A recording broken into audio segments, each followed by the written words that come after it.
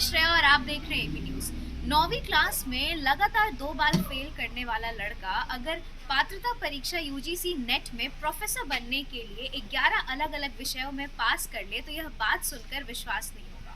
लेकिन ऐसी ही हकीकत को सच कर दिखाया है लक्ष्मण सिंह ने, जिन्होंने प्रोफेसर बनने के लिए 11 अलग अलग विषय में पास करके देश में नया रिकॉर्ड बनाया है। तो आइए जानते हैं लक्ष्मण सिंह ने एबी न्यूज से बात करते हुए क्या कुछ कहा है। आपका नाम? मेरा नाम लक्ष्मण सिंह है और अभी मैं एक टूर पे निकला हुआ हूँ। मैं पिछले 45 दिन से घूम रहा हूँ नेपाल में, क्योंकि मेरी पीएचडी नेपाल के दलित समाज की कला के बारे में है। तो मैं 30 दिन वहीं था, तो मैं वहाँ अध्ययन कर रहा था। उसके बाद मैं यहाँ पूरा बिहार की सोसाइटी वगैरह के बारे में स्टडी करते हुए आगे बढ़ रहा हूँ। वापसी मुझे दिल्ली जाना है। कहाँ का रहने वाले हैं? मैं मूलतः मुजफ्फरनगर उत्तर प्रदेश का हूँ।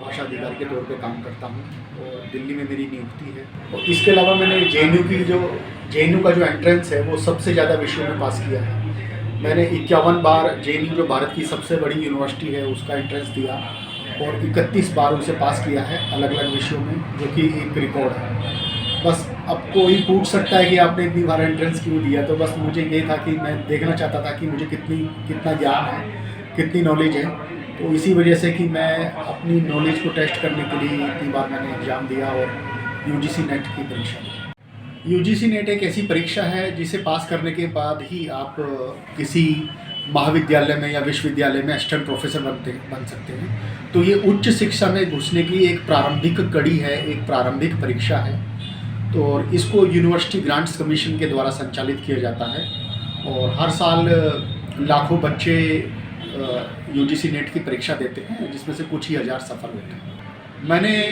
11 विषयों में यूजीसी नेट की परीक्षा पास की है, जो कि भारत में रिकॉर्ड है। जो मेरे से कम वाला है वो सिर्फ 6 विषयों में है। तो मैंने इंडियन कल्चर में नेट की परीक्षा पास करी, डांस, ड्रामा, परफॉर्मिंग आर्ट में जेआरएफ पास किया। इसके अलावा मैंने पॉलिटिकल साइंस, सोशियोलॉजी, अरब culture, Islamic studies, Buddhist studies, Jain studies, Gandhian studies में भी नेट पास किया है। एंथ्रोपोलॉजी में मेरा नेट की परीक्षा 5 नंबर से रह गए थे, नहीं तो 12 विषय हो गए होते। इस बार भी मैंने कंपैरेटिव रिलीजन का एग्ज़ाम दिया था, तो वो भी पास हो ही जाएगा, तो मेरे 12 विषय हो जाएंगे। लेकिन 11 विषयों में भी मेरे पास यूजीसी नेट है। तो अगर हम, क्योंकि ये हायर एजुकेशन में घुसने का एक पहले की परीक्षा है, तो उस हिसाब से देखें तो मतलब ये भारत में एक रिकॉर्ड है और इतनी बार किसी ने भी परीक्षा पास नहीं की है। अच्छा, आप इतने विषयों में आपने जो है नेट क्वालिफाई किया है, तो क्या शुरू से ही आपका जो है स्ट्रॉन्ग इसी तरह था या फिर कुछ नहीं था? हाई स्कूल से लेकर इसके बारे में थोड़ा चर्चा करते हैं। मैं जैसे कि मैं पहले बता चुका हूँ कि मैं 9th क्लास में मैं 2 बार फेल हुआ था। फिर मैंने 10वीं प्राइवेट करी और बड़ी मुश्किल से मैं बीए कर पाया। मैं जेएनयू गया फॉरेन लैंग्वेज पढ़ने, तो मैं 2 बार जेएनयू में ड्रॉप आउट हुआ। उसके बाद मैंने मेरठ यूनिवर्सिटी से प्राइवेट फार्म भरा, तो वहाँ भी मैं फ़ेल हो गया। फिर दिल्ली यूनिवर्सिटी में भी मैं फ़ेल हुआ। बड़ी मुश्किल से मैं दिल्ली यूनिवर्सिटी से बीए कर पाया। तो मुझे बीए करने में 6.5 साल लगे, 3 यूनिवर्सिटी बदली और मैं शुरू में बहुत ही फिसड्डी विद्यार्थी था। तो मेरा यही कहना है कि कभी भी हौसला हारना नहीं चाहिए और पढ़ाई करते रहना चाहिए। आगे युवाओं को क्या संदेश देंगे? मैं यही संदेश देना चाहता हूँ कि पढ़ाई का मकसद हमेशा नौकरी लेना ही नहीं होना चाहिए। ज्ञानोपार्जन करने के लिए, अपनी जानकारी बढ़ाने के लिए, अपनी पर्सनालिटी डेवलप करने के लिए भी आपको पढ़ना चाहिए।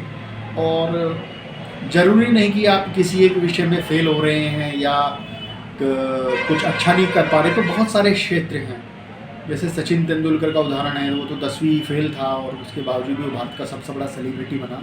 तो ज़रूरी नहीं है कि आप अपनी क्षमताओं को पहचानें और उसी विषय में या उसी क्षेत्र में आगे बढ़ें।